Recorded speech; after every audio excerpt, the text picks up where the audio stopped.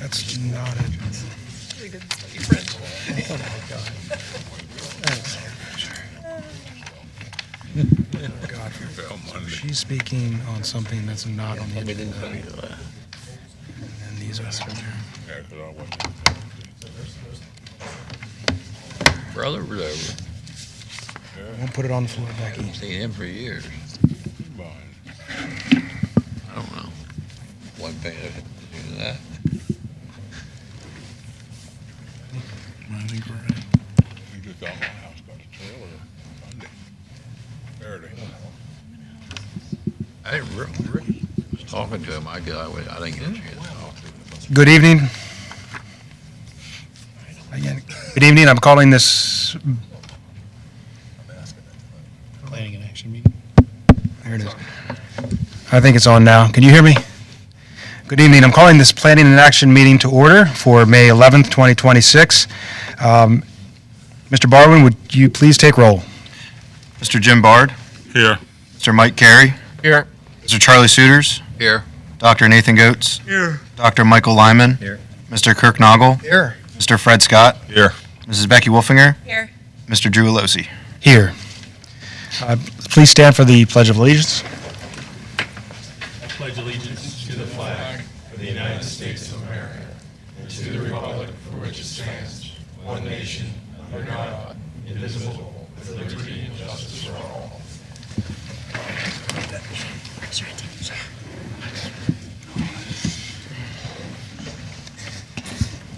As we begin our deliberations this evening, let's once again be reminded of our duty to represent all of the children of this community, regardless of age, sex, race, or creed, and regardless of need or ability. This meeting is being live-streamed and uploaded to the district YouTube channel. May we now have a moment of silence to reflect on our thoughts, plans, and actions on behalf of the students in the Shippensburg Area School District.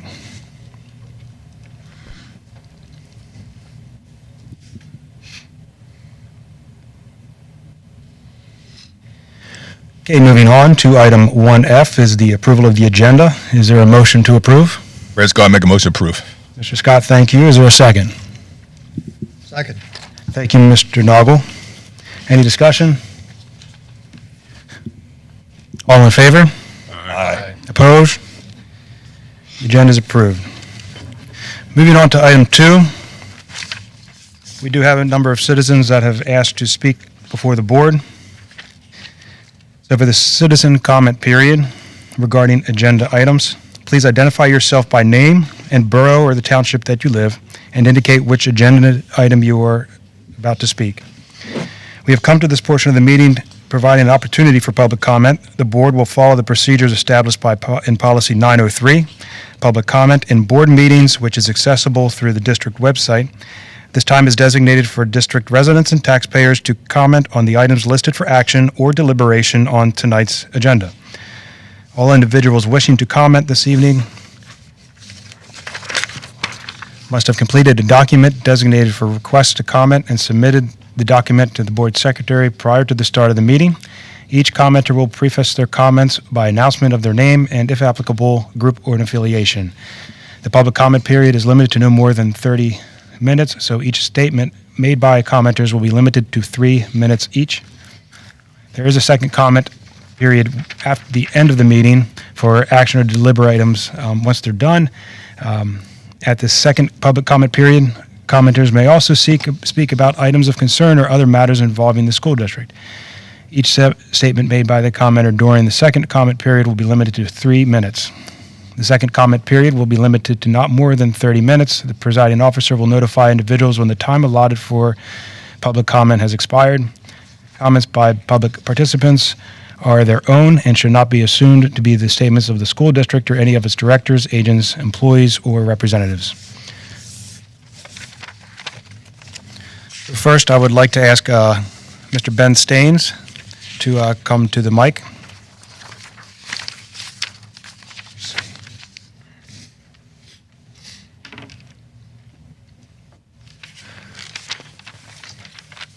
Welcome. Welcome. Go ahead. I'm a student at Sashes, and I want to talk about the 4C measure to move Mr. Moser's class and changed the curriculum for it.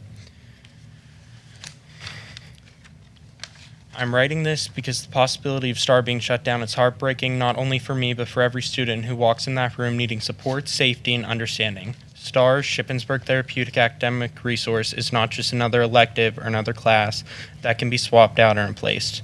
To so many of us, it is the reason we are able to walk through the school doors at all. There seems to be an assumption that because another program may look similar on paper, it can replace STAR, but STAR is not defined by paperwork, schedules, or course descriptions. It is defined by the environment it creates, the trust it builds, and the lives it changes. You cannot recreate that by simply changing names or combining programs. STAR is different because the students in it feel understood there, they feel safe there, they feel human there. Before STAR, I was failing every class. I was an all-F student. I'd been virtual since January of 2021 because being in school felt impossible for me. School was not somewhere I could grow. It was somewhere I felt anxious, disconnected, unsafe, and defeated every day. I felt overwhelmed. I felt like I was drowning in an environment that was never built for students like me. Then I found STAR. For the first time in years, I was not treated like a problem that needed to be managed. I was treated like a person under Cody Moser's guidance, patience, and support. I slowly began rebuilding myself academically and emotionally. He created an environment where students were not judged for struggling. He created a place where people like me could finally breathe. Because of STAR, I was able to return to in-person school after years away from it. Because of STAR, I went from failing every class to earning A's and B's. Because of STAR, I now have a college pathway, an academic future, and career goals I genuinely believe I can achieve. That change did not happen by accident. It happened because someone finally gave me the support system and the environment I needed to succeed. Programs like STAR save students from falling through the cracks, and I need people making this decision to truly understand what that means. For some students, STAR is the difference between showing up to school and staying home. It is the difference between failing and succeeding, between isolation and connection, between feeling hopeless and finally believing there is a future worth working towards. Taking STAR away would not simply remove a class from the schedule, it would remove stability, support, and safety for students who desperately need it. It would take away a space where students who struggle the most are finally able to feel capable again. There are students whose grades improve because of STAR, students whose attendance improved because of STAR, students who learned how to socialize, participate, trust others, and believe in themselves because of STAR. Those are not small things, those are life-changing things. Teachers like Cody Moser are rare. Programs like STAR are rare, and once something like this is gone, the damage caused by losing it cannot simply be undone with another replacement program that looks similar. The impact STAR has on students goes far beyond academics. It changes lives in ways statistics and schedules cannot fully measure. I ask that you truly think about students behind this decision before making it. Think about the students who finally found a place where they feel safe. Think about students who finally began succeeding after years of struggling. Think about the students who finally started believing in themselves again. Please do not take that away from us. Thank you. Ben, can I ask you what grade you're in again? What grade are you in? I'm a sophomore at Sophomore? Sashes. Okay. I just want to applaud you for speaking on what you believe in and what you're passionate for. So thank you for coming. Thank you.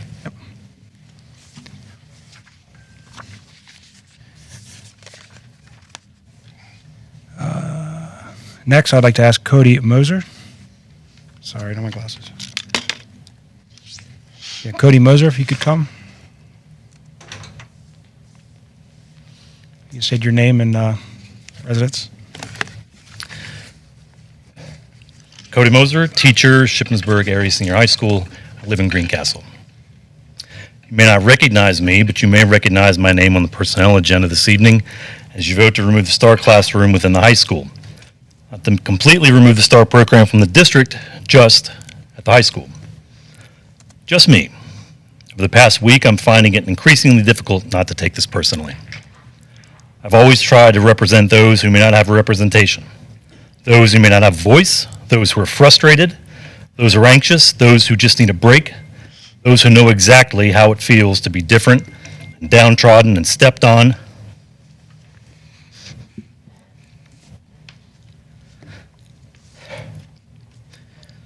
Stepped over, pushed aside, only to be thought of as less than because of the social stigma of not fitting in. Students,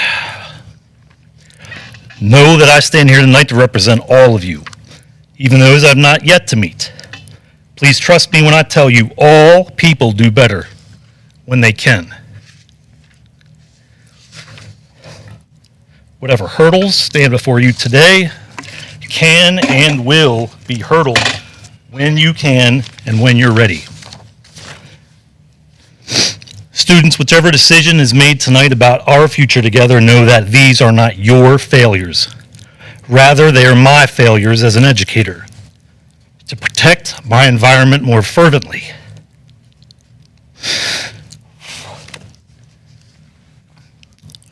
Kids, you are some of the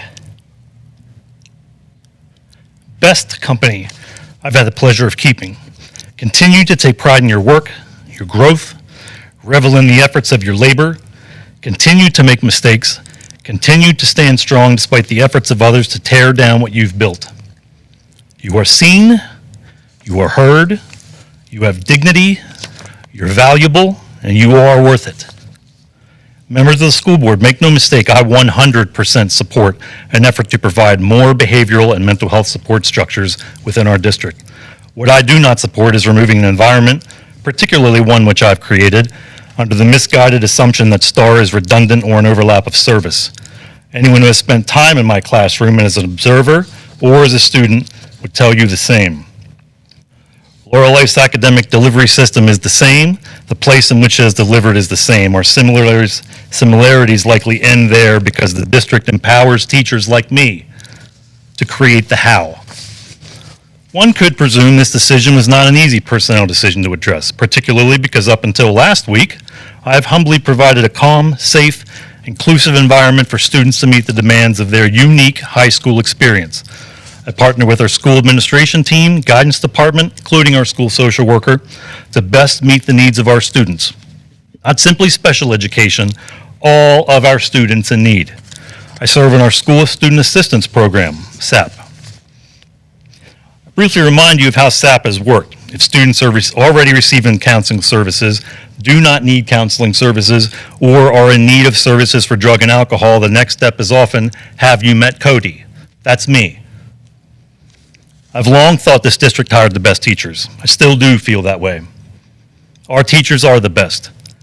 Why would we want to replace the culture of learning I've created in exchange for an educational unknown?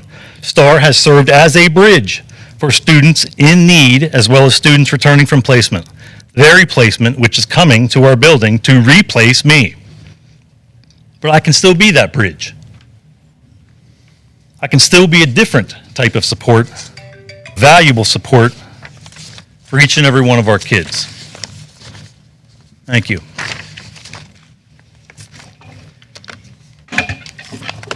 Thank you, Mr. Moser, for speaking very passionately tonight.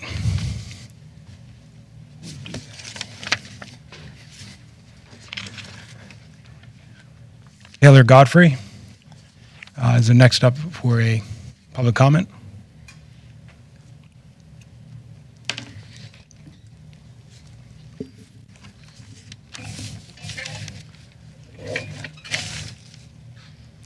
My name is Taylor Godfrey, and I'm a student at Shippensburg Area High School. Today I've chosen to come to the stand regarding the administration's decision to cut the STAR program. I joined the program in my third marking period of my freshman year through recommendation of a friend. I had no idea what it was before I joined, but I can say with full confidence that without the inclusion of STAR, my growth and my successes in high school simply would not have been feasible. I can say for myself and behalf of many other students who have spent time in STAR that it is non-negotiable. It allows me a space to deregulate and get my work done in a way that's manageable, contrast to traditional classes. The great thing about STAR is not its technicalities, but it's in Mr. Moser himself. The entire program would be completely different if not for the passion, clear and constant effort being put back into each and every student that walks through his doors. The Shippensburg Therapeutic Academic Resource at its core is not something that can be substituted. This program serves as a middle ground resource for students who feel as if though the school guidance offices and all of its necessary programs are too overbearing but still need a resource at the end of the day. Our efforts as a school body should not be focused on getting rid of this irreplaceable passion project by Mr. Moser It should be adequately offered for students as a resource. Throughout my years of attending STAR, whenever I explain what this program is and what Mr. Moser has done for it, I'm met with students who tell me they wish they knew what it was earlier and tell me that at some point through high school, they needed something like this. What Mr. Moser is doing for sashes is too essential to be omitted.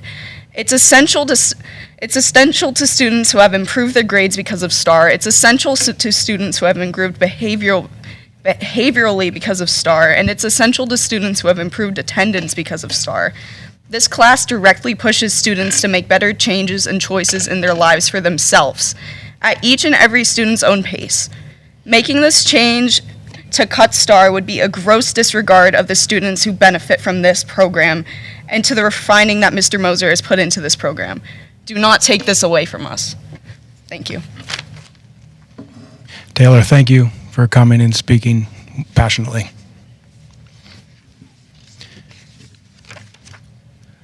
Young man, I saw you come in. I don't know if you heard my introduction about public comment, but you may not have heard because you weren't here. But is there anything you would like to say?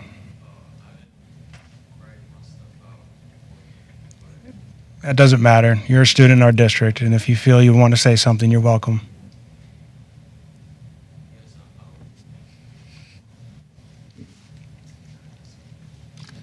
I know I'm breaking protocol on the board. I hope that's okay. My name is Visual. It's nice to meet you guys. I'm also a student of STAR. I recently joined because I was failing academically and I was having behavioral issues. And since I joined STAR, Mr. Moser was very supportive of me. He helped me get myself back on track, and he was always there to let me deregulate and vent my emotions when I was having a difficult personal time. I think he's a great asset to Sashes, and not cutting him would be essential to the school district. So that's kind of it. I'm sorry. That's all right. Thank you. You're welcome. Thank you. There are no other public comments on agenda items. So I would like to move forward with reports, which starts with student representatives. So at 3A, anybody, no student reps, superintendent's report. So item 3B. Thank you. I'd like to invite Brenna Crinan, our Director of Student Services, to come forward to talk about just the special ed budget analysis and department structure. So this has been kind of a work in progress to get our student services department up to speed to be able to handle, all the requirements that fall under that department. So Brenna's here tonight to walk us through kind of the things that we've already done and some things that may lie in the future. So Brenna, take it away. Does that work? Can you hear me loud enough? Not really. I can talk loud too. I don't necessarily need the mic. Between the two, you'll be okay. all right. All right, we're good. So tonight, thank you so much for the opportunity to come and speak to you tonight.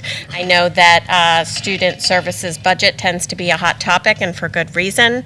And so hopefully to raise some public awareness about it for the sake of transparency, for the sake of communication, collaboration, because I think moving forward on the same page as much as possible across the district and with common understanding is so critical to our young people. So if you have questions, I'll do my best to answer them, and if I don't know the answer, I can certainly go back and get the information. And like I always say, I love an opportunity to talk and have conversation, so anytime you want to invite me anywhere, I'm happy to have the conversation, whatever that looks like, and whoever wants to be a part of it. So I do appreciate the opportunity, and we'll dive right into it. So talking a little bit about our student services budget, there are some key factors for consideration. First is, for context, the structure of student services, and particularly special education, and the way that we need to structure it to make sure that we are using all of our resources appropriately to meet student needs. Then I think it's really important also to look at the structure of the district. the profiles of our students, some of whom came and spoke so eloquently this evening. Excellent job, guys. And the programs that service our students from K through 12, all different types of needs. So the first thing to look at is structure, and typically, like the traditional model of looking at our supports for students is a tiered model where 80% of students would fall within Tier 1, and that's the universal things that we do to meet all students' needs. Then it's supposed to be about 15% that would require that Tier 2 support, and then only about 5% that would require that Tier 3 support or the intensive intervention. So, that's very structured and simple and straightforward, but success doesn't always look like that. It's not always a straight path, and it's sometimes, usually much more complicated than that. So what we think success looks like does not always equate to what success actually looks like.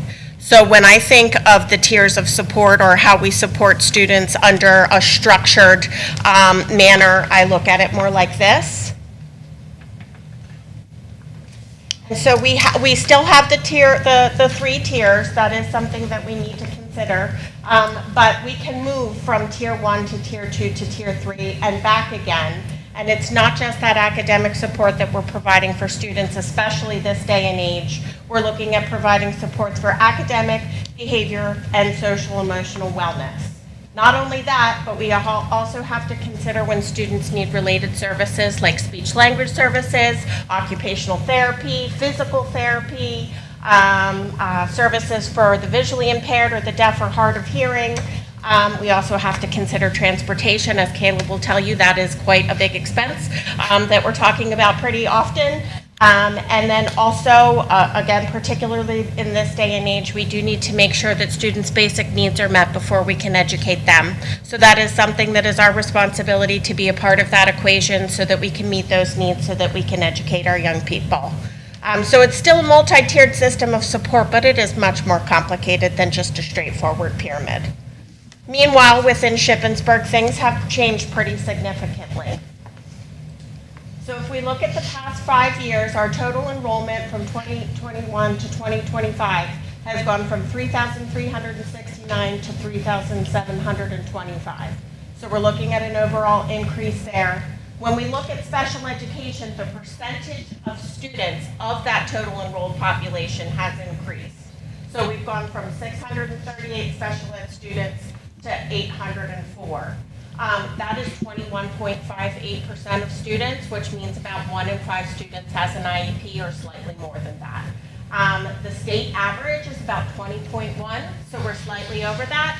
And once upon a time, now this was several years ago, pre-COVID, we were looking at numbers like 12 to 15. So that has been a significant increase. And then when we look at our low-income population, we've gone from 1508 to 2015, which we're at about 54.09%, having that low-income status, and that's a significant increase as well. So our demographics have changed significantly, not just the increase, but the need within that increase of population. Our English learners have increased from 63 to 267. Our students with 504s from 128 to 147. And our gifted students who, it's a celebration, but that's still a pretty significant increase, and it is our responsibility to meet those gifted students' needs just like it is students with other special needs. Excuse So me. yes, of course. What's gifted?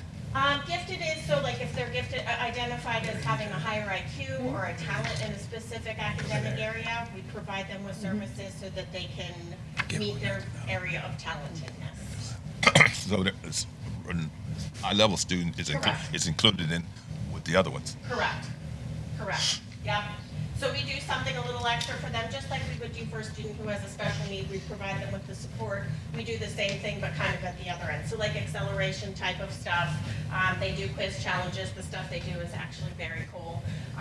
But it is another layer of support that we're providing, and our number has increased there as well. But that, when we special, that's not special. They're not including special needs. They have something called a gifted IEP, so it's like an IEP, but it looks a little bit different because it's for the gifted, for their area of giftedness. Is there who doesn't get an IEP? These days, about 4 or 5 kids don't have an IEP. Don't have it or does? Don't. So 4 out of 5 don't, but 1 out of 5 do. Yep, and I would say that number, the one where I said 1 out of 5 kids have an IEP, that doesn't include our gifted IEPs. So that wouldn't be included with that percentage. So that's an addition too. Yep, yep. Oh, do I need it? Am I not loud enough? Not for the live stream. Oh, okay, I well. don't want to forget about our YouTube audience. Sorry about that. Is that better? Okay. That also doesn't include the 504 students, right? Correct, correct. So that 1 in 5 is IEPs for special needs. On top of that is the 504s, and on top of that is our services for gifted students. Just for the benefit of, can you explain what a 504 is? I can. So the difference between an IEP and a 504, 504 provides accommodations for students who have special needs. So that's additional things that we do in order to provide them with that equitable access. So that might be like additional time to complete assignment. It might be taking an assignment that's longer and breaking it up into more manageable chunks. It could look like time to take a break if you need it. So like we call that a crisis pass if you need to get out of the class and take a couple of minutes to calm down. So it can look a whole lot of different ways depending upon what the need is. What separates that from an IEP is then we take that and add specialized instruction. So when we add services where we're providing direct instruction to a student, that's what takes it from a 504 to an IEP. Sounds good. Okay. Can I interject for a second? Sure. And maybe you have the ability to go back a couple slides, but I'm looking at the IEP needs. I'm looking at the tier 1, tier 2, tier 3, and what we just heard a little bit ago was about the STAR program. And where would that fall on here, on this tiers of support? Where would that fall? And do you know, I think that I would like to talk about that when we get to, like, we're going to talk about programs a little bit later and look at some student profiles. I want you to answer the question now, showing this. I think it graphic right could here. be, and the reason I say it's hard to answer now without additional context is that it could be with any of those. So STAR, because it is not a special education program, can be a support that is available to tier 1, tier 2, or tier 3. You don't need an IEP to You be do a part not. of the STAR. You do not. So it's going to be inclusive of all students then. Could be. Interesting. Yep. Yep. All right. Did that answer it? That's good. Well, there'll probably be more questions. Sure, of course. Okay, so when we talk about the types of sports, like we said, we have the IEP, we have the 504, we have the gifted IEP. We also have McKinney-Vento protection, so that's for students who have been unhoused or who have moved from one place to another place and don't have stable housing. We have English learner plans, so for students who English is not their first language, plans for them. We have positive behavior support plans. We have health plans. That's for a student who has medical needs, such as diabetes or a seizure disorder. We have safety plans. That's for a student who might have thoughts of just that would be a concern to themselves or others. We can put plans into place for that. Again, we talked about special transportation and also assistive technology, which doesn't necessarily mean that the student has like an electronic device. That could be something as simple as if they need something to help with their mobility. So that can look a lot of different ways as well. But there's a whole bunch of supports that we provide to students, and that list is that's inclusive, but it's not totally inclusive. There are other supports that aren't included. Can I ask you a question? Of course. With the special transportation, Yeah. if a student needs a special class and it's outside of Philadelphia, we have to supply that? Correct. Why? Because that's part of like their right to a free and appropriate public education. If we're saying they need that place out of Philadelphia, now, most of the time, if they're going to someplace outside of Philadelphia, they're going to be living that way because we're not going to transport somebody that far. But I'd say York, we have kids in York. We've had kids Gettysburg. So if we're saying they require that support, that level of support at that place in order to access, then we are responsible for providing the You transportation. say we are Yeah, us as the school district. school district. Yep. And who makes that decision? So the IEP if we decide that that needs to be an IEP placement for a student, then that's us as the school district saying, we decided that this place is necessary in order for this student to get their service. So Fred, I think your question may be, like, there's an evaluation done on the student. Okay, so, that IEP process comes with often a lot of testing. And that testing, our school psych or another person will come up and say, this is what this child needs based on their disability. And then we have to find a program that matches what their needs are. Sometimes that's in-house, sometimes that's someplace else. So, when Brenna says that we decide, it is a determination after an evaluation process where the student's needs are articulated. So no matter how much it costs, we have to send them. Well, not necessarily, and that's in a couple of slides. I'll talk about okay. the fact that, it definitely is our legal and ethical responsibility to try to do it here in-house first. Okay. So before we send them somewhere else, we're always going to try to do it here first. So yes, I will talk a little bit more about that as well. That's a great question. Yeah, we don't just have to send them out, and honestly, we shouldn't. I'm under the school of thought that we shouldn't just send them out. Sure. Yep. Okay. Yep. And then when we talk about the multi-tiered system of support, again, it's not just those academic supports, but we have our social, emotional, and our behavior supports. And so you have students who might be in Tier 1 for one of those things, Tier 2 for another, and Tier 3 for another, or they might be Tier 3 for all of the above. So we do have a couple of student scenarios. Now, these aren't actual scenarios, just to provide confidentiality for our existing students, but they are incredibly feasible based on things that we see every day. So our first example here would be a 6-year-old child from a Spanish-speaking family, comes to live in Shippensburg with her grandmother. She doesn't have any diagnoses yet, so no medical diagnoses, but she does not speak Spanish or English, so she's not using any verbal language at this time. She's not potty trained, and she needs help with self-help tasks. So if we look at those supports that were on the last slide, she might need EL services, she might need IEP services, she might need special transportation, depending upon the living situation, and if that's going to be permanent, she might need McKinney-Vento protections. And so we're looking at a student who might need Tier 3 supports, at least to begin with, right straight from the very get-go of their school career. On the other hand, we have a middle school student with an intellectual disability starting to engage in significant behaviors of concern, including verbal and physical aggression toward peers and adults. He also has a seizure disorder. So we're looking at a student with an intellectual disability, which means cognitively he's impacted. On top of that, he now has pretty significant behaviors that are a challenge to him and his peers, and he has a seizure disorder. So we're looking at an IEP for 2 different types of needs, both his academic and his behavioral, social, emotional needs. We're probably looking at a behavior plan. We're probably looking at a safety plan. We might be looking at special transportation, and we're looking at a health plan for his seizure disorder. So again, we're talking about a student who is going to need pretty intensive supports across several different areas in order to meet his needs. And our last one is a gifted young lady returns from a mental health hospitalization to her mother who has recently been unhoused. By self-report, her anxiety is significant and she has thoughts of self-harm. So this is a young lady who has mental health needs. There are McKinney-Vento protections that would go into place, and we need to do something in order to keep her safe, her and others. So 3 very different scenarios, but 3 students who definitely need intensive Tier 3 supports across the board. And as we're doing that, to your point, we have to make sure that we're doing it in a way that's not overly limiting to them, or that's not using funds that we don't have.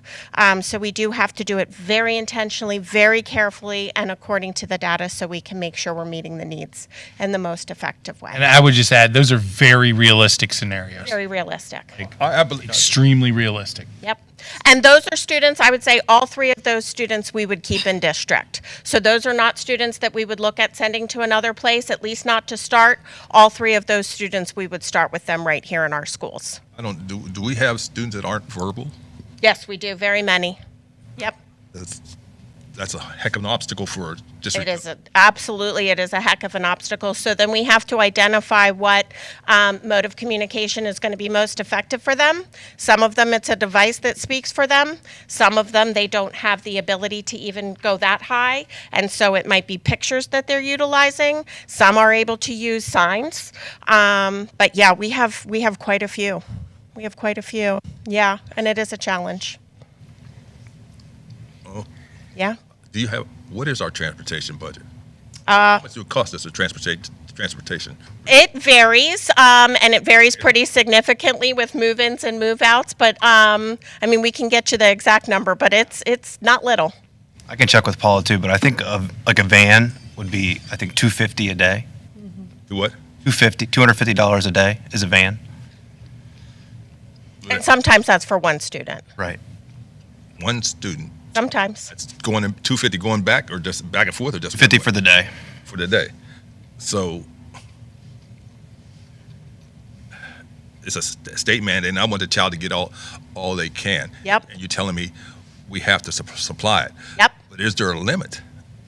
There is, and again, it's making the careful decisions and making sure that we're not putting it into place if it's not necessary, and putting it into place. I mean, the transportation department is tasked with making sure that our routes make sense and that we get as many kids as possible without making it difficult or impossible. So yeah, it's Well, yeah, 'cause I'm saying complicated. you're taking one child to York every day. That is a fact, actually. Is it York? It's down the road. I know New Cumberland is one. Yep. So Fred, it's a classic example. The McKinney-Vento and some of these other policies, they're really good policies. Like, we should absolutely be taking care of our kids who don't have housing and who are sort of just like struggling. And so some really big-hearted senators in Washington, D.C. passed bills to do this, but then they didn't give us any funding to help with the cost of the transportation for these really good ideas. So it's a classic example of an unfunded mandate, but really good ideas, but show me the And that's why we do our magic every day. We work together to try to make it work. But the reality of the situation is it is intense, it is complicated, it is multifaceted, and yeah, it's figure it out with what you got. So, Fred and other board members, you may remember the cost from Caleb's presentation of special ed cost and state funding being almost flat. Very small increases year over year, where these costs can. I understand you made that, Caleb. You made that pretty clear that our expenses are more than what we have. It just befuddles me. There has to be a breaking point. Are we getting close to that breaking point? That is a great question. Right. We're not the only district dealing with this either. Not even a little I bit. mean, now the Not even a little bit. McKinney-Vento, I think we have a higher number than some school districts. Well, in our IEP, like I said, with the IEP numbers, our students who get special ed, it's a little higher than the state average. But with all of the factors in the past 5 years, the way that it's implemented has gone from that pyramid to it is so much more complicated than that because of the amount that we have to do with the little that we have, if we're being honest. Yeah. Yeah. Okay, I'm sorry. I hate to ask them a question. I'm sorry. No, I appreciate it. Thank you. Like I said, I love to talk. Ask away. So the transportation piece is really important because getting kids to school is important. Getting to schools on time, being on time is really important. And keeping the kids on the buses safe is really important. That's another thing. Some of these behaviors, I always say, you cannot pay me $1 zillion to be a bus or a van driver because their responsibility to keep those kids safe when they're feeling squirrely before or after school, that's a real deal thing. And there are some kids who are so dysregulated that we have to put special supports on the bus just to get there on time, let alone if they want to get on the bus. So for sure, that's a big piece. All right, next slide. So we're going to need a bigger, not instead of boat, we're going to need a bigger umbrella. It's a great slide. So we do need as many resources as we possibly have to make this work, but we do really try to do what we can with what we have. So we were talking about least restrictive environment and how it's not just financially responsible to do that, it's also legally and ethically our responsibility. So we look at the least restrictive environment would be a student spending all of their time in the general education classroom, and we go all the way up to a hospital or residential facility. Now, we are very rarely to never going to say that a student needs a residential facility in order to be educated. However, if that decision is made for a kid, and we're including imprisonment, we're including a mental health facility, we are including a medical hospitalization, it is still our responsibility to educate them if they get special education services. So once one of those placements would happen, again, we're not necessarily going to make that recommendation, but we do still have a responsibility to educate them if they get special services. Okay, next one. So here are our program profiles. This is what we have available. And again, these are special education programs throughout the district. We have learning support. We have intensive learning support, which is like Learning Support Plus. It's something a little extra to meet those students' needs. We have life skills support for students who have the academic and functional needs that are pretty intensive. We have emotional support. We have autistic support, and then we have Autistic Support Plus, which is our ABA, our Applied Behavioral Analysis classes. So when we talk about the nonverbal students and the students with significant behaviors, very often they're going to be accessing one of our ABA classrooms. Yep. And those numbers are only growing. In fact, in a slide or two, if you build it, they will come. And there's our little friend, he's coming because we're building it. But if you go to the next slide, since October. So I started my tenure here in October, and since that time, we've had 64 newly eligible students, minus 22 who were dismissed from services. So I'm not going to do math this late at night, but that's a net positive. We also have 39 newly enrolled students with IEPs, 31 withdrawn. So again, net positive, that math I can do, it's 8. And we also have 26 plus incoming kindergartners. So our early intervention kiddos who are moving up to kindergarten, we have 26 plus of those. I have another meeting tomorrow, full day of meetings of those kiddos who are coming up.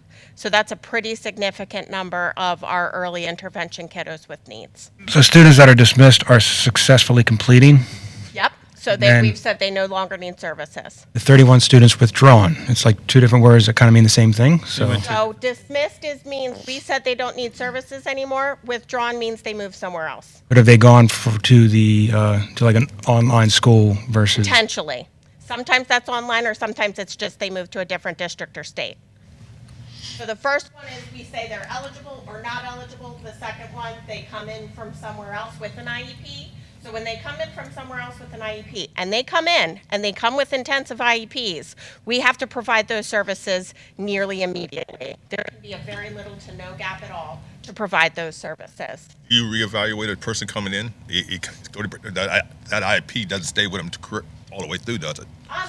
So we have to reevaluate the kids every 3 years. If they come in from out of state, we do have to reevaluate them to see if they're eligible here too. But if they come from another district in Pennsylvania, we do take their eligibility because they've been determined eligible in Pennsylvania. But if they're coming from out of state, we evaluate, and then students who are with us, we reevaluate at least every 3 years to see if they continue to be eligible. Are these numbers IEP numbers? They are, Okay. yeah. Yep, these are just our students with IEPs. How long does it take you to evaluate a kid? If you get a kid in, is it like a week, a day, a month? So for when we have a new referral for special education, that's 60 days. 60 days. And then if it's a reevaluation, we have 90 days. So 60 days for a kid from parent consent. So we have to get consent before we're able to move forward with the evaluation. Then we have 60 days to complete that. If we find them eligible, we have 30 days to develop the IEP. And Fred, when we have to reevaluate them every 3 years, we have 90 days to do But, one. okay, you have 90 days. How long does it actually take you? Depends on the kid. Some of the kids we're just doing a record review. We're not questioning whether their needs still exist, so that takes a lot less. But with the volume that we have, and right now we have one full-time school psychologist. Our other one, and that's who has to do the reevaluation or drive the reevaluation process. And so with the fact that we're down to one and our contract person who has taken on a lot of extra, we are taking more of the timeline because we have to because of the volume. And those aren't school days. Those are calendar days, correct? Correct. So somebody, over Christmas, Thanksgiving, Timeline those keeps dates ticking. count, and we're not able to. Yep, You say you have to get parents' permission. you do.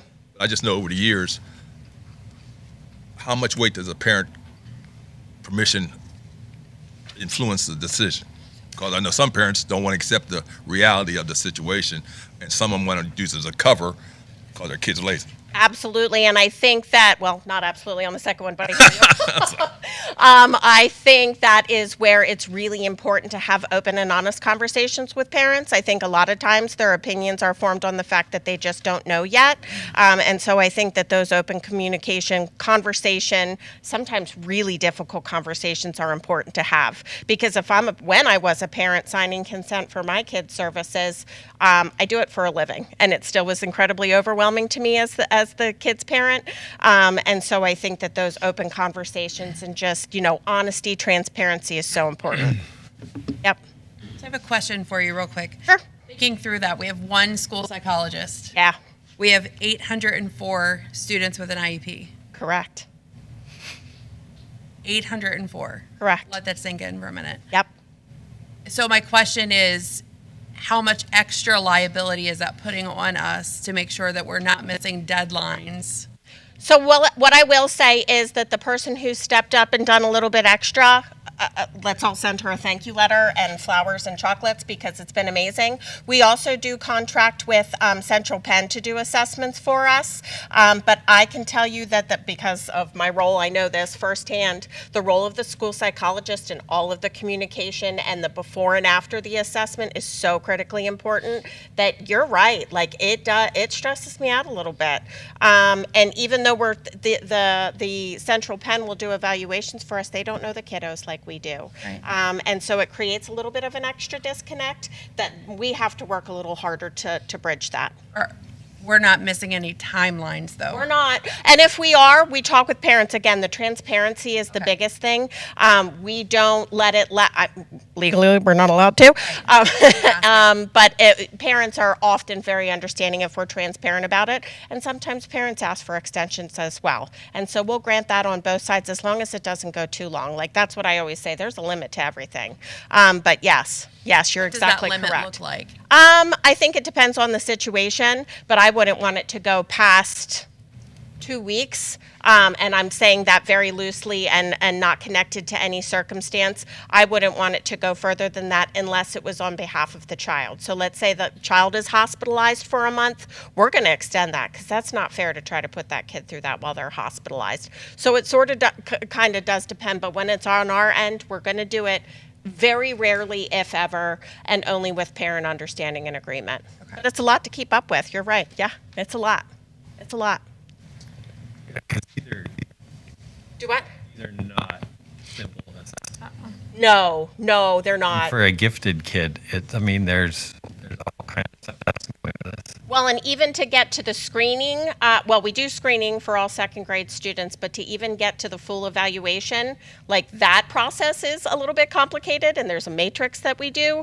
And again, it's because we want to make sure that our numbers stay appropriate, because if we're not following those processes and doing it properly, our numbers would be, who doesn't want a gifted IEP? Like, that sounds great.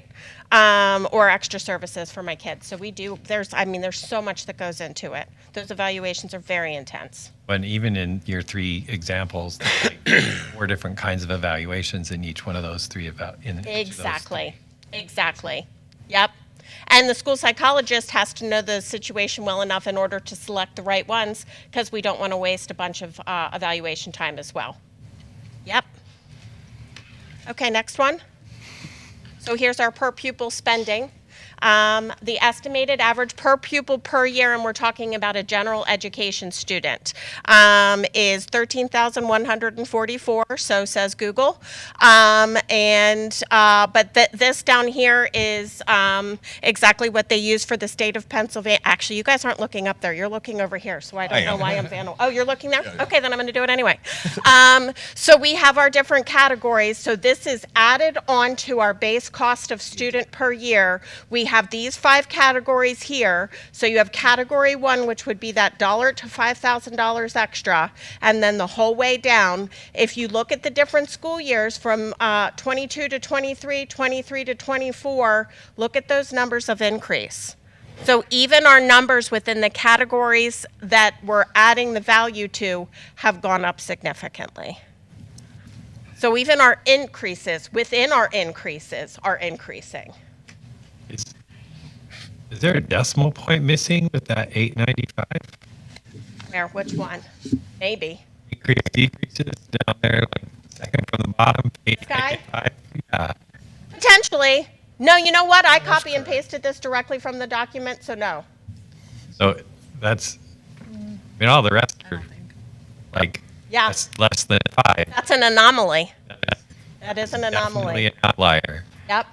And I'd love to investigate that further, but I'll put it on my to-do list for a day in the future. So then we do get a report of all of the districts in Pennsylvania and where we fall within each of the categories, each of the districts. And so we had, right now, actually these numbers are active as of this year. Right now we have 52 students in 1A, 778 students. And when I say this, because the math isn't going to math, and the numbers aren't going to add up exactly, this is all of the students that we've had in and out within the past year. So if there's been students who have moved in and then moved out, that's still included in this number.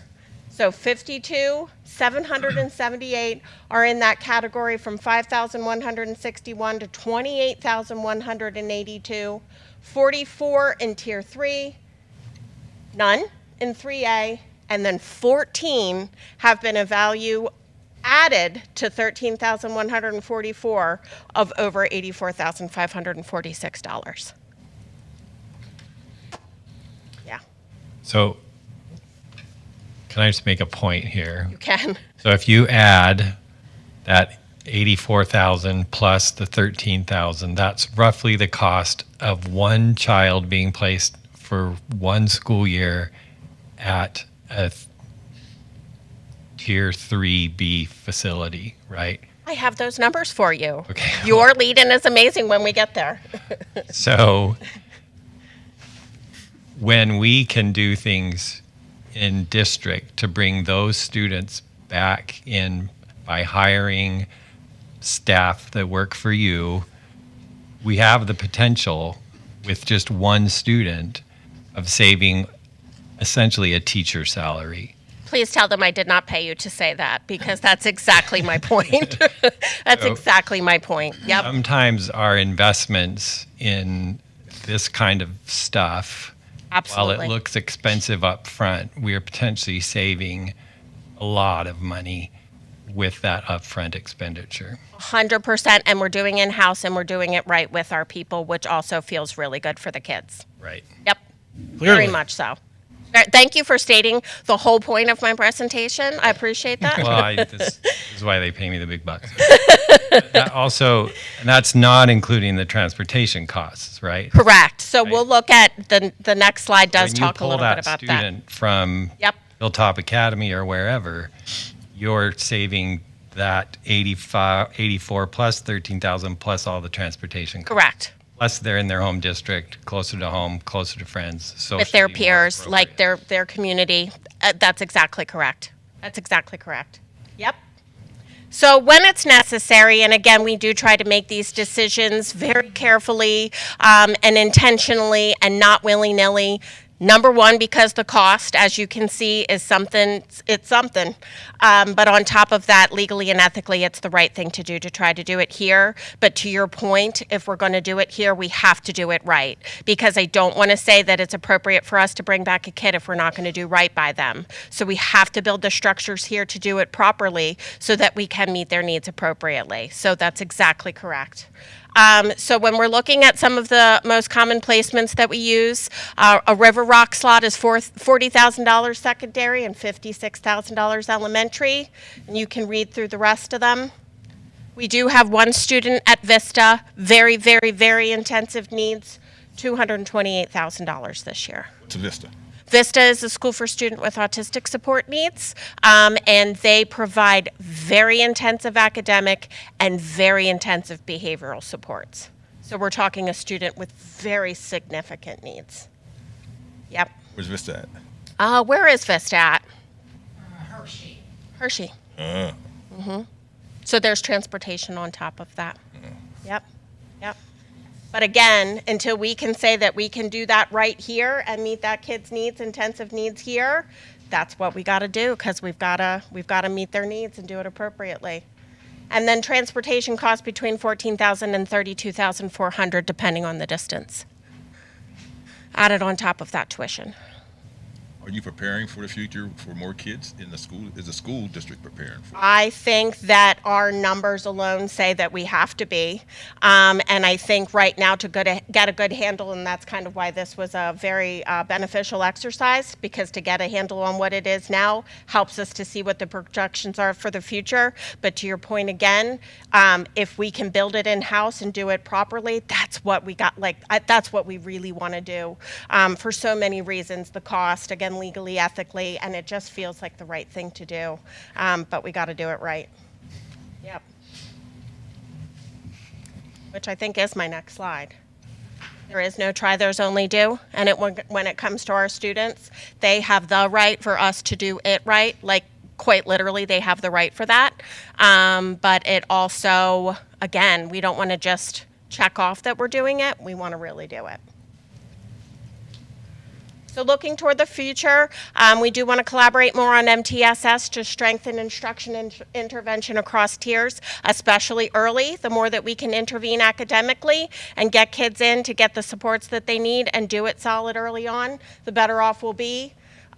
We do need to do strategic and intentional selection and allocation of resources. It is complicated, it is difficult, and sometimes it creates shifting, but we've got to look at it and we've got to do it. Training, coaching, modeling, and collaboration for more intensive programs. Those ABA classes, those students have very intense needs, and we need to make sure that the teachers have the supports that they need in order to be able to do it properly, because that is a big job. It is no joke. It is very difficult. So we want to make sure that we support them appropriately. And we also need to do a good job of vertical and linear and cross-departmental planning. So we're talking about special ed with general educators. We're talking about when a kid goes from 5th grade to 6th grade at the middle school, we want to make sure that we have more seamless supports there. So there's a lot of work to do in order to make sure that we continue to do it right, especially with our population it's not going to get any smaller. The data shows. So that's what I got. Thank you, Brenna. And any further questions for Brenna? I want to thank you very much. Thank you. I've been on board 5 years. I never got this kind of presentation. Well, I appreciate All that. I got Thank was you. percentages, 30%, 60%, 25%. I never got a detailed thing. I thank you very much. Thank you. And thank you, Superintendent, too, for providing that service. Thank you. Thank Yeah, you. Thank you, anytime. Mr. Polito, for coming as well. Appreciate it. All right. Thanks, guys, for your time. I really appreciate it. And I'm happy to have a conversation about any of this anytime. Probably will. All right, so moving on to the enrollment report. I think it's important to note we have 3,773 students as of May 8th. That number actually came down a little bit based on today's, when I checked Skyward today, it was down about 10. We have 523 at Byrd, 563 at Grayson, and we have 85 at Lours for a total of 1,171 elementary students. At the middle school, we have, the intermediate school, we have 614. At the middle school, 891. And at the high school, 1,097. I did some cross-reference to April of last year. We're up 55 students from April of last year. Yes. Any questions on the enrollment? Donation report, kind of lengthy. We have some things going on here between the high school. I'd like to thank the American Legion for a $100 donation towards Best Day Ever. Force for Giving Inc., $38.82 for the Minithon. Anthony Bowserman, $100 for the Minithon Club. Salzman Hughes, PC, $100 for the Minithon Club. Salzman Hughes again, another $100 for the Minithon Club. Our district music boosters, $1,000 for SACE Barnstormer event. And then the middle school PTO, $250 towards the greenhouse account for the district. And Coldsmith Reynolds, $200 for the Best Day Ever event, which is coming up in a couple weeks, which is our own in-house event for our special needs student. It truly is the best day ever. That concludes my report. Any further questions for Mr. August? Okay, moving on to consent agenda. Item 4A is approval of minutes. 4B is finance reports, which includes bills of payment and finance reports. Item 3 is a tax report. Item 4C is personnel. And that is for the consent agenda. Is there a motion for approval? So move. Is there a second? Mr. Suter? Charlie. Charlie. Okay. Can we take 4C separate? 4C will be separate, so there's a motion and a second. Item 4A, 4B, and 4D. where's 4D? There isn't anything on 4D, so you can leave that. So a motion for approval for 4A and 4B. Approval? No, I'll make a Mr. Scott, motion. Is there a second? Second. Thank you, Mr. Suitors. Any discussion? All in favor? Aye. Opposed?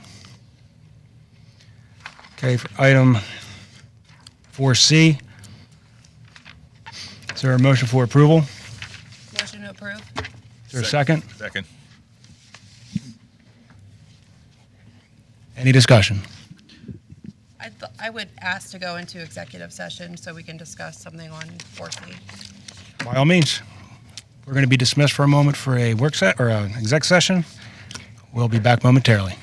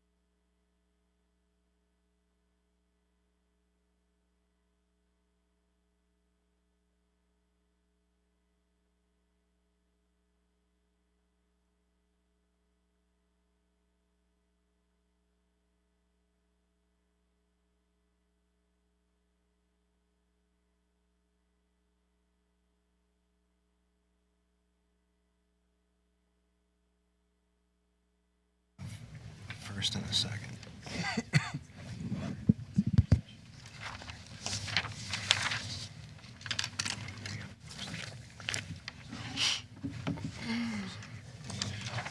So now that we've come back, just to pick up where we were, we have a first and a second on 4C.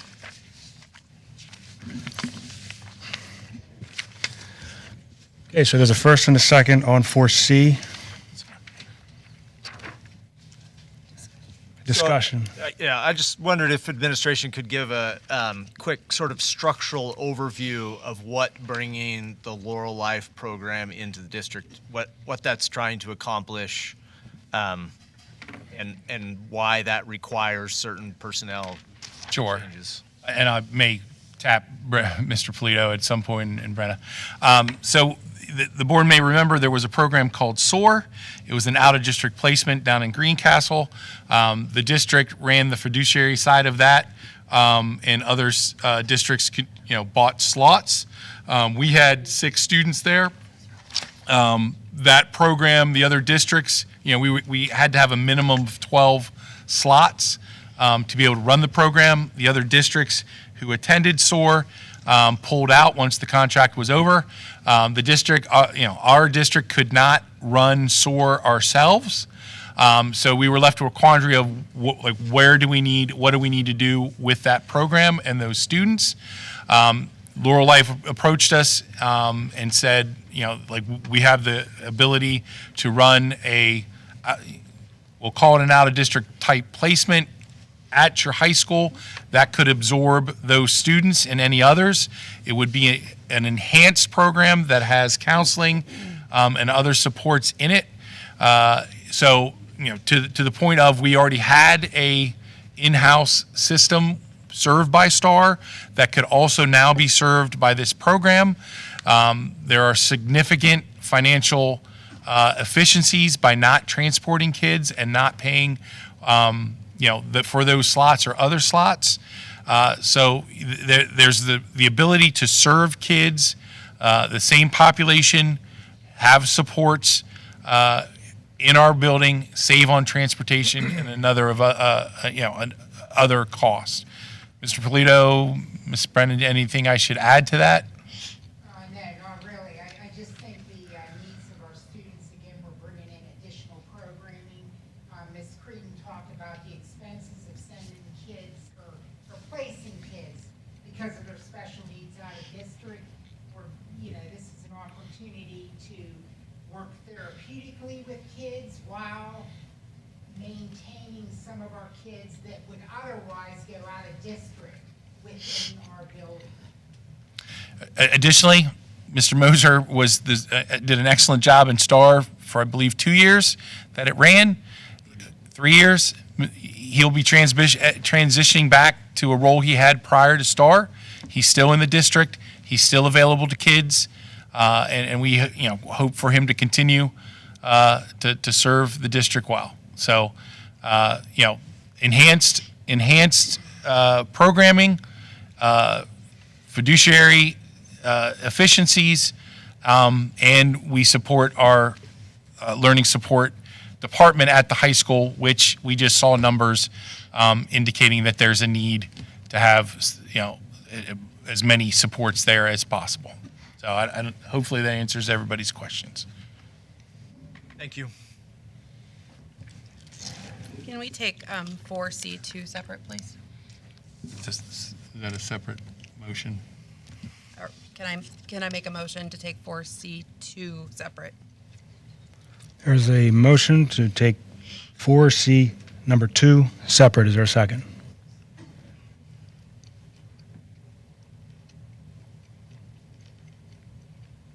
There's no second, Ms. Wolfinger. Any other discussion?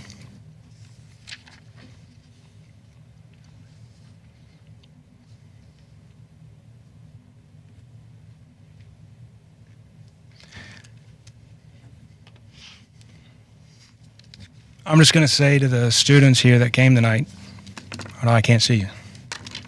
Those are my reading glasses. I really appreciate you coming, okay, showing that leadership, showing that drive, showing that compassion, that passion for what you believe is right.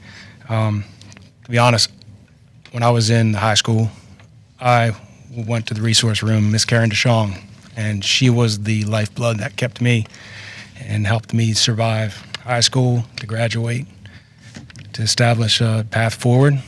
I don't know how I landed here, but I guess it's from the groundwork and framework of what was instituted in me. So just wanted to share that with you.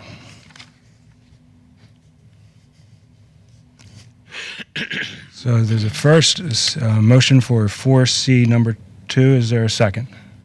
Is there a motion for 4C number 2? I think you already did that. I did that. I did discussion. I'm going to take a roll call. This is for all 4C. Yes. No, this is 4C number 2. No, it wasn't. That's 4C. all of 4C. All of 4C, sorry. Okay. Mr. Carey, Yes. Mr. Suitors, Yes. Dr. Goetz, Yes. Dr. Lyman, Yes. Mr. Noggle, Yes. Mr. Scott, Yes. Mr. Bard, Yes. Mrs. Wolfinger, No. and Mr. Alosi. No. 7 yes, 2 no. Moving on to the action agenda, item 5A is the high school Laurel Life Service Agreement. Is there a motion for approval? So moved. So moved. Is there a second? Any discussion? Seeing none, roll call.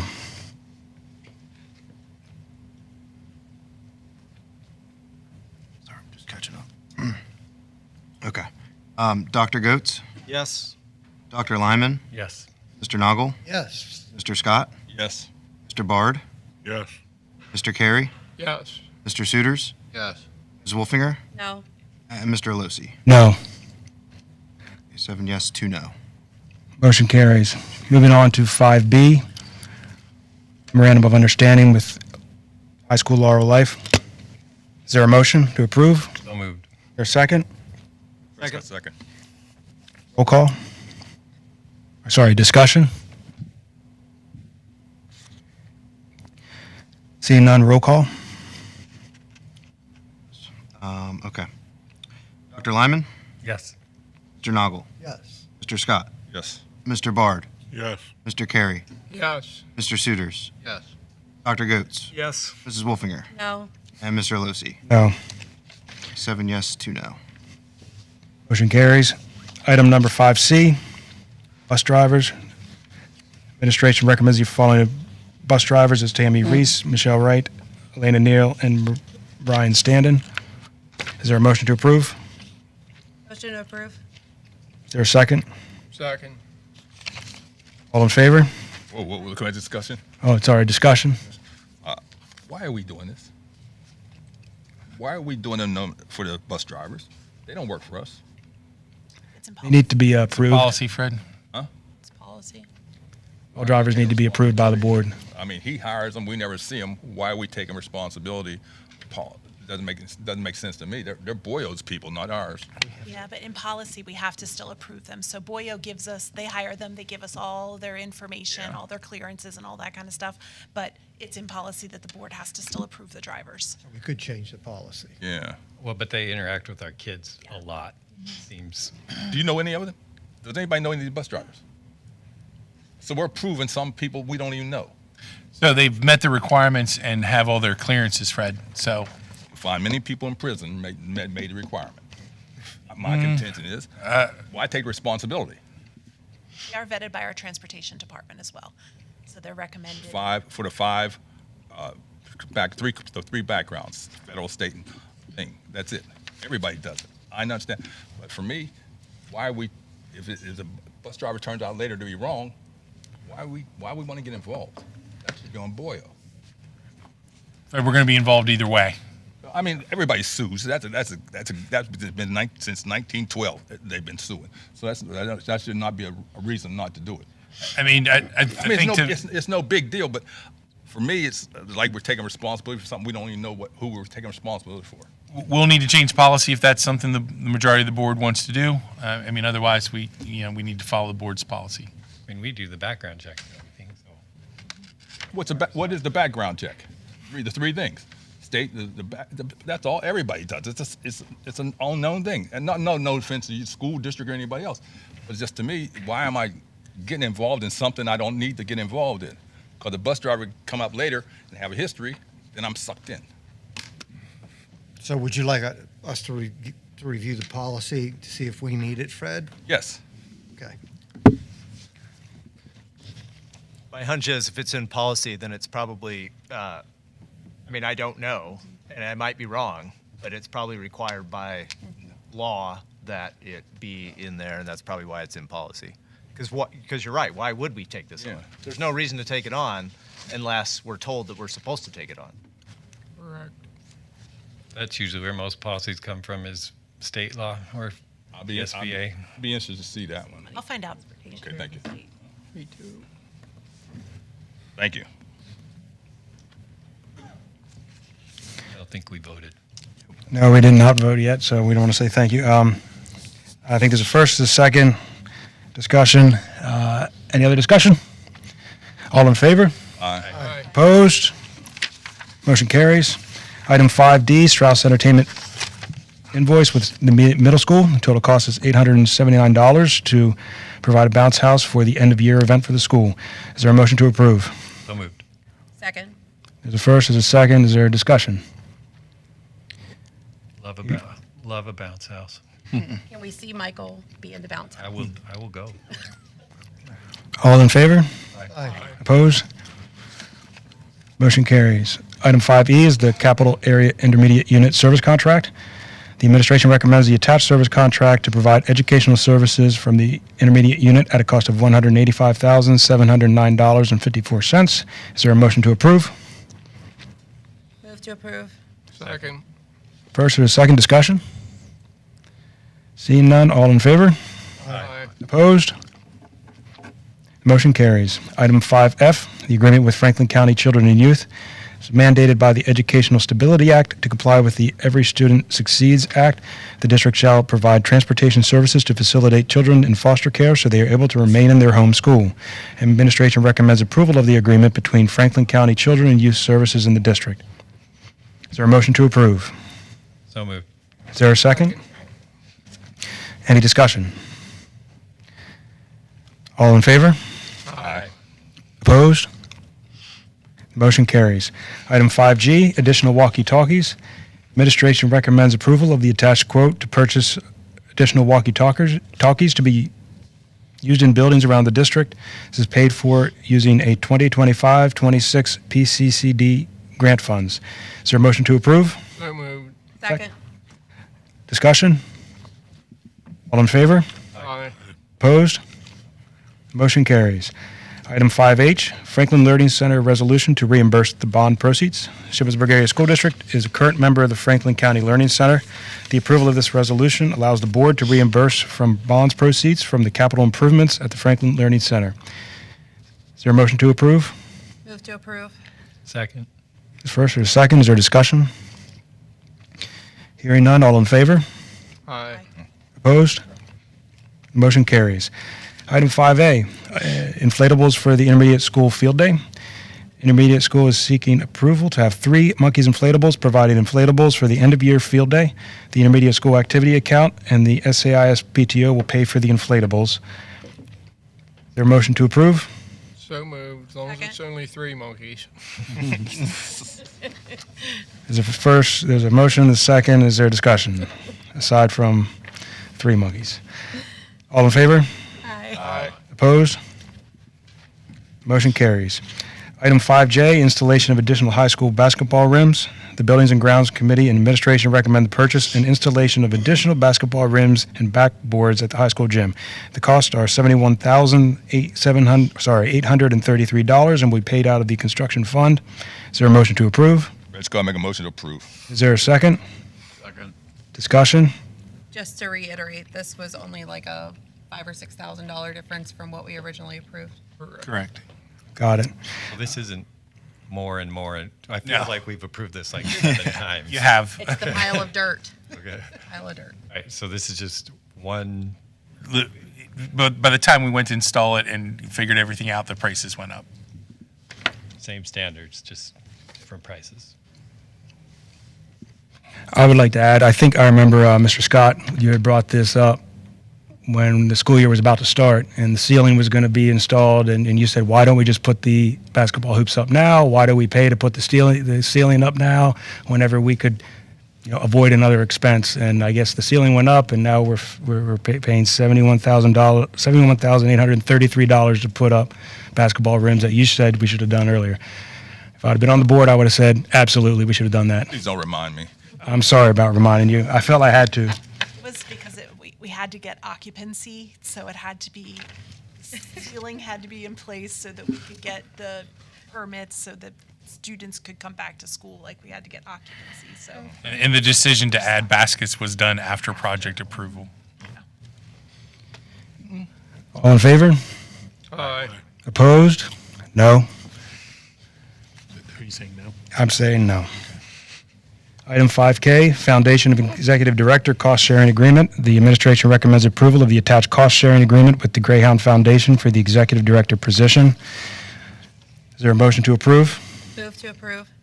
Is there a second? Second. All in favor? I like a discussion. How much is it? Sorry, discussion. What's our percentage? How much we paying? Cost share. 70%. 70% for the district Of what? of the salary for the executive director. It's actual salary is, do you? So it's the same as it was for the first Same as it contract. was before, Fred. Okay. Any other discussion? All in favor? Aye. Opposed? Motion carries. Item 5I, EI Associates Architect of Record Agreement. The administration recommends approval of the attached agreement with EI Associates to provide design services for upcoming construction projects. The board had previously approved engaging EI Associates for this work on March 23rd, 2026. Is there a motion to approve? Move to approve. Is there a second? Second. Thank you. Any discussion? Hearing none, all in favor? Aye. Aye. Aye. Opposed? Motion carries. Number 6 is a discussion agenda. 6A is policy updates for first read is Policy 204 related to attendance, Policy 218.1 weapons, Policy 805.1 relations with law enforcement agencies, Policy 805.2 school security personnel, Policy 140 for charter schools regarding charter school transportation. Policy 810 for transportation. Policy 221, dress and grooming. Policy 325, dress and grooming. Policy 236.1, threat assessment. Policy 332, working periods. Policy 619, district audit. Those are up for first read. Item 6B is agreement for consulting services. Item 6C is Franklin County Career and Technology Center for general operating budget. Item 6D is agreement with government software services. Item 6E is authorized signatures for district funds. Item 6F is agreement with News Story for special education services. Item 6G is Shippensburg Area Intermediate School Expansion Option Selection. Item 6H is van drivers. And those will be on for action next time. Make sure you please contact administrators with questions or if you need other clarification. Number 7 is citizen comments regarding non-agenda items.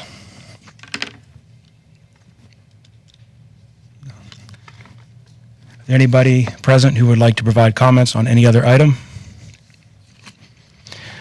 Seeing none, we'll go to board comments. I'm going to start on the other side. Let's, Dr. Lyman. We worked hard tonight. Good work. That's it.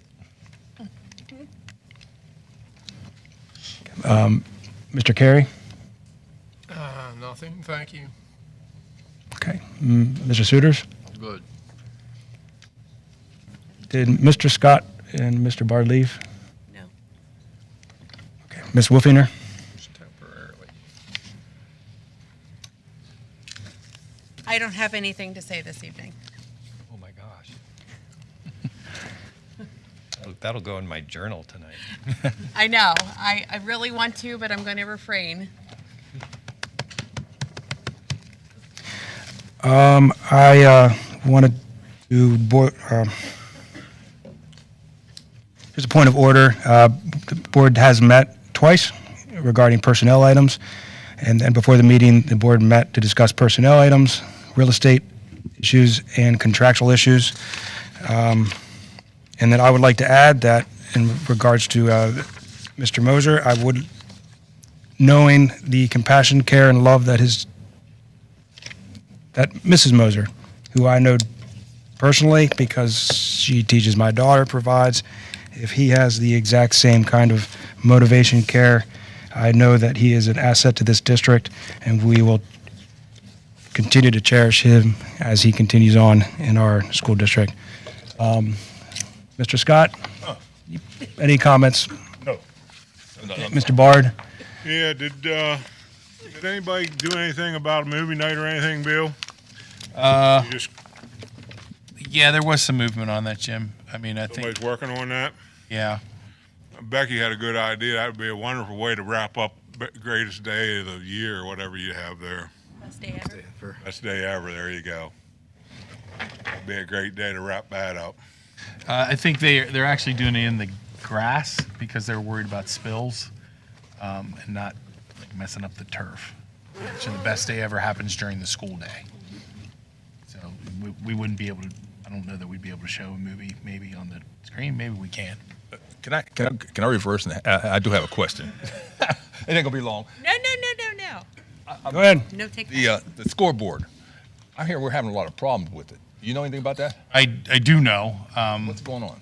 So we've had to replace a number of panels, a number of cables. We've made service calls.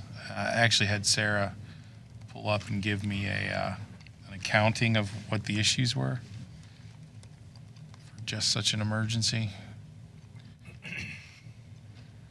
In August, the Bolt LDA control management system was not working. Tech came out, fixed it. September, panel went out, had to power cycle to have panel fixed. Called OES to support to assist. Did say it could be a temporary fix with power cycle. Not exactly sure I understand that. March 24th, panel went out. April 27th, panel went out. We're hardly using that daggone thing. And it's breaking down. I mean, Is there any kind of recourse with the company or something as to why it's not working? I mean, what exactly was the total cost the district paid for the scoreboard that hasn't been used since it's been up and operating? I think we have used it sparingly, extensively. Maybe not during the spring, not during track, but during the fall. I mean, it was being used all the time. But to the capacity of what Mr. Bard is asking, I don't think it's been instituted yet, has it? In terms of showing movies? It's just a movie night for the kids or something. I mean, that's what the speakers are on the scoreboard for. I mean, I think we just need to let our PTOs know that that's available option. We're still working on the tech side for the movies to be able to do them, but really, things like that would be coming through PTOs. And I spoke with the elementary principals about potentially, like last year, we were going to have a combined field day, a house day. So we're looking to see if that's still possible at this time of year. I know everybody wants to go, and I'm sorry. I know I talk too much, but that's me. Are the students being trained to run the scoreboard? There is currently no class to do that because I think there's still looking for. Do we know if he has students even interested? We don't yet, Fred. I mean, school's almost out. When are we going to know? Okay, so it would have to be part of a class or a club. And, talking with Mrs. Blake, or Mrs. Fritz, we can move in that direction. But I appreciate it because I talk to other school districts, and they, especially you look up now, the National Transportation is looking for FAA people, and they all have computer. Whatever they call it, I don't know what that would do the thumb drive. They all do that. So I would like to see us start a club or something to utilize our students ability to do it? It can either be curricular or it can be a club. However you want to do it. I just want our students to have the opportunity. I think that's something we want to grow into, Fred. As far as the electronics failing build, is there maybe a moisture issue in the building that's causing it? Because the only reason I say that is I remember Mr. Hess on the Fans of Greyhound page putting on there that they were having an issue with like insects getting into the building up there. I don't think they're related to the scoreboard. So you're talking press box versus scoreboard. Right, but I thought it was the stuff that was failing was within the press box. I think there's been Like some the boards. cable issues at the press box. I didn't gather that information. I can ask Miss More details about Fadis, like what's failing. Is it? Yeah, failing might be a strong word. We're still using it. These panels have me concerned because it seems to be a lot of them and a new board. I don't know. I don't have a reason or, no one's supplied me with an answer why they fail. So it's actually panels on the actual scoreboard Yeah, so like- itself, not the panels that control the scoreboard. Right, I'm is sorry. what I'm talking about. Right. So Yeah. it's this part's dark Okay. because the panel's not operating correctly. Sorry, I misunderstood. Yeah, my bad, sorry. I'm done. Any other comments, Mr. Barr? I'm good. I guess I commented after all. All right, so district is closed on May 25th for Memorial Day. May 26th, board planning and action meeting for the second meeting of the month. Looking forward to commencement, June 2nd. We held at Loris Performing Arts Center at Shippensburg University. And then the last day of school is June 3rd. And we are adjourned.